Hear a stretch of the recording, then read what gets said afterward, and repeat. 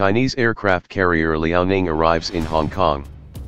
Hong Kong, China's first operational aircraft carrier arrived in Hong Kong for the first time on Friday in a display of military might less than a week after a high-profile visit by President Xi Jinping. 11's trip marked 20 years since Hong Kong was handed back to China by Britain, and analysts said it left little doubt that Beijing viewed the city as a destabilising hotbed of unacceptable political dissent.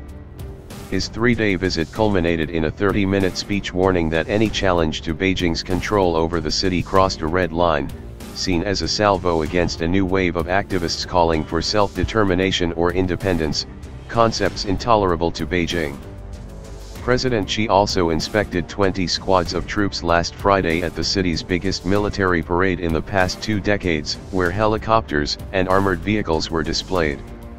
The 305-meter-long, 1,000 feet, Liaoning, a second-hand Soviet ship built nearly 30 years ago and commissioned in 2012, arrived in the city at around 7:30 a.m.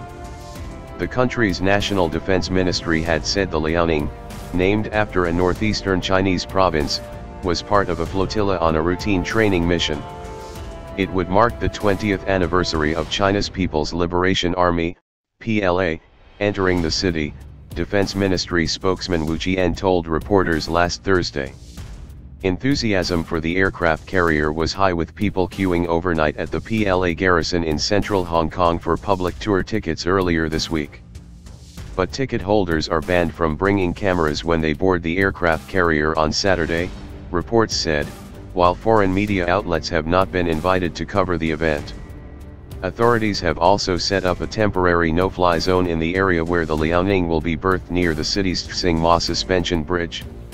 After the handover in 1997, some feared the PLA would be heavy-handed given the army's crackdown on student protesters in Beijing's Tiananmen Square in 1989. Instead, they have maintained a low profile and are barred from interfering in local affairs. China launched its first domestically built aircraft carrier in April, but it is not expected to enter service until around 2020 once it has been fully equipped and armed.